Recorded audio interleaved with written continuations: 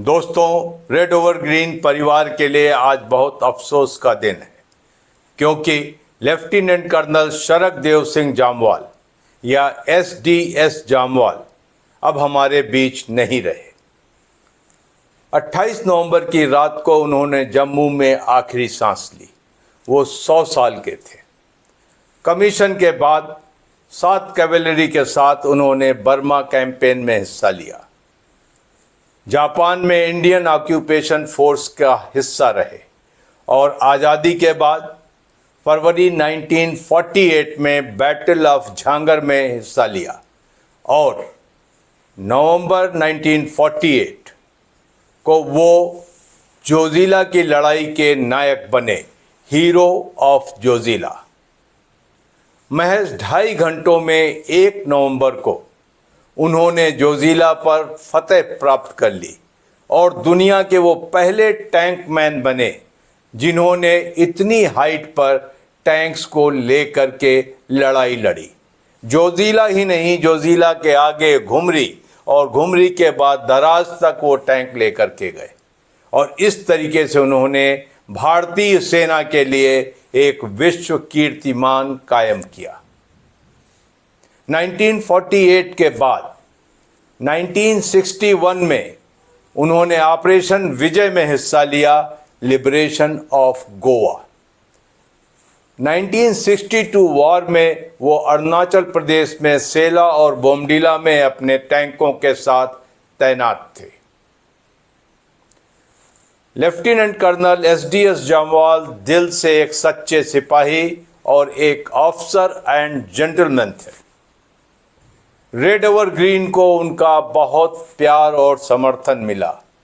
मैंने उनके साथ कई बार लंबी लंबी वार्ताएं की जब मैं उनके लिए हीरो ऑफ जोजिला वीडियो बना रहा था और उन्होंने कहा था कि कभी जम्मू आकर मिल, जिंदगी बहुत छोटी है।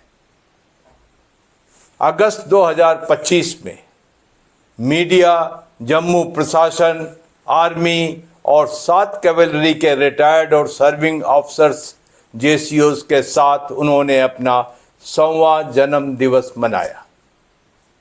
कौन जानता था कि वो बहुत जल्द हमसे विदा ले लेंगे। रेड ओवर ग्रीन ने बात की कर्नल गोल्डी छिब्बर से। अहमदनगर में रहते हैं और कर्नल SDS जामवाल के बहुत करीब थे। जय हिंद।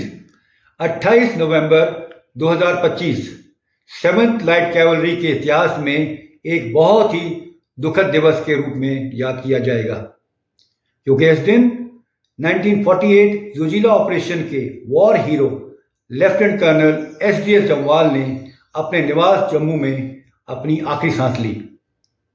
कर्नल जामवाल ना ही एक अच्छे ऑफिसर बल्कि एक बहुत अच्छे इंसान भी थे और रेजिमेंट की आने वाली नस्लों के लिए एक मिसाल के रूप में याद किए जाएंगे।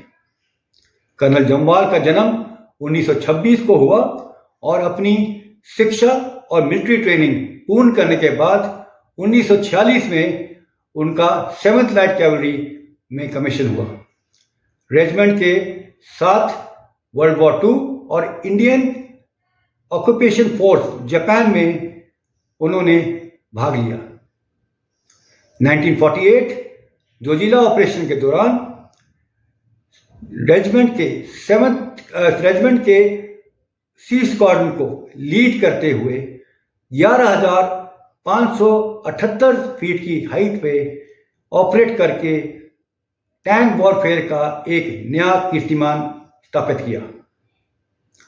इसके अलावा 1961 ऑपरेशन और 1962 चाइना एग्रेशन के दौरान रेजिमेंट में एक अहम रोल अदा किया। कर्नल जामवाल ने हाल ही में इस साल अपना 100वां जन्मदिन मनाया और मेरे लिए एक ये बहुत ही गर्व की बात है कि मैं उसका हिस्सा बन सका। कर्नल SDS जामवाल आज हमारे बीच नहीं है, लेकिन हीरो ऑफ जोजिला हमारे दिलों में हमेशा जिंदा रहेगा। आज जो हम लद्दाख का और कश्मीर का नक्शा देखते हैं उसमें कहीं ना कहीं कर्नल एसडीएस जामवाल का बहुत बड़ा योगदान है, क्योंकि जो ज़िला एक तरीके से पाकिस्तानी कबायलियों के हाथ में चला गया था, वो तो लेफ्टिनेंट एसडीएस जामवाल की बहादुरी और 7 कैब के जवानों की बहादुरी थी कि जो ज़िला को उनके हाथों से हमने छीन लिया। एसडीएस जामवाल हमारे दिलों में जिंदा रहेंगे। देश ने एक सच्चा सिपाही खो दिया है। ईश्वर उनकी आत्मा को शांति दे और शोक संतप्त परिवार को ये दुख सहने की शक्ति दे। ओम शांति।